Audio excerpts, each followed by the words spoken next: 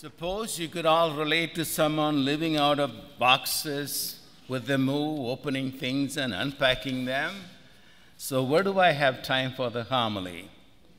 So please do not judge me by the first homily. I am only trying to preach today.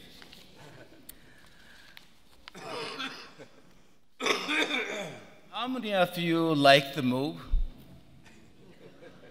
I see no hand going. There is one. Who you love? God bless you. Thank you. I could use you. Some have the rare opportunity of liking the move. And I was privileged to be helped by some movers that are great. I mean, they are so selfless. They know the pain of movers, but they stepped up.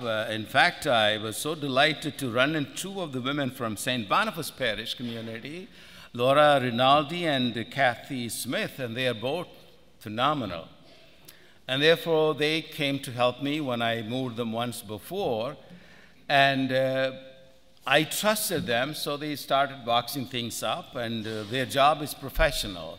As they came here, as they were completing most of their job, they even connected with some local women. They are the Marthas and Marys.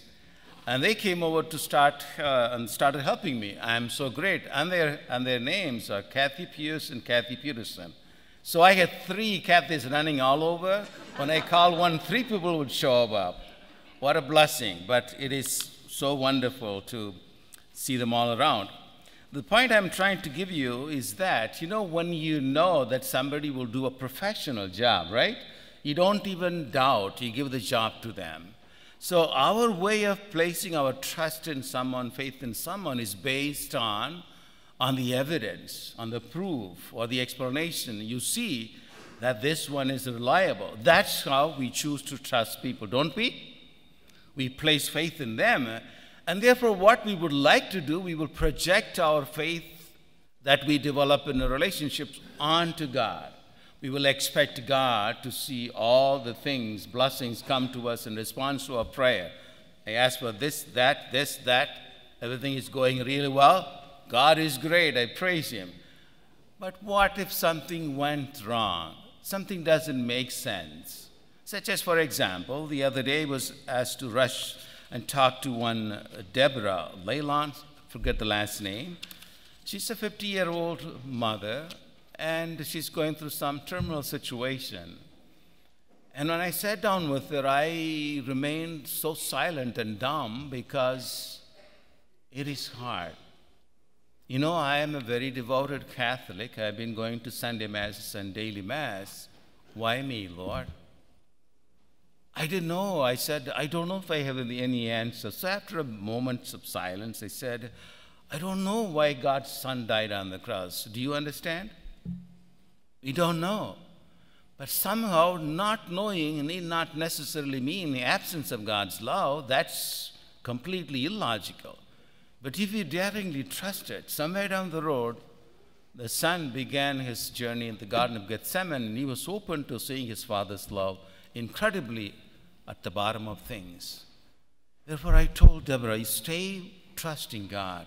Somewhere during your suffering, you might find a moment of glimpse of God's extraordinary love. I have helped so many people go through the process of dying, and I want to tell you that many people experience the glimpse of God in the midst of their terrible suffering. It has to be the love of God, wouldn't it be?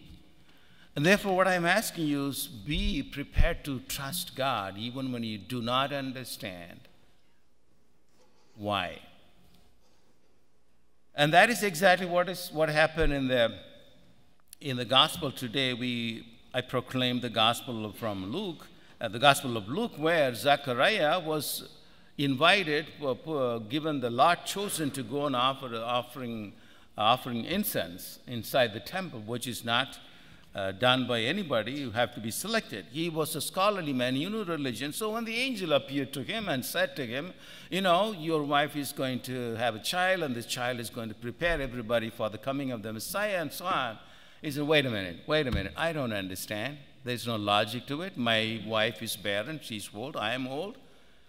This can't happen. You see how his logic, intelligence stopped him? What did the angel say? You're going to be dumb until the child is born. Look what God is going to show to you. Now compare that or contrast that against what Mary said. She was just a teenager. She could not really understand the communication from God. And she was given a lot of help. She understood that God is helping her because God showed her a sign. Your relative, Elizabeth, who is barren, she's going to have a baby. She knew that she would verify that. So she was given the grace, and now she was asked, will you be the mother of God's child? And she pondered. She also questioned the angel, but in a very practical way. How can this happen? I have no relationship with a man. So that question was more how this is going to happen, not understanding of it. So she made the surrender, but used a beautiful phrase. We adore those words. What did she say to the angel? Let me give it a shot, angel. No. When God asks you to do something, to do or to understand, you and I will not be. So what did she say? You know the answer. Let it be done to me. You cannot do it, so you have to let it be done. You cannot understand it, therefore you have to let it be done. Make the surrender to God. I don't understand what you're telling me.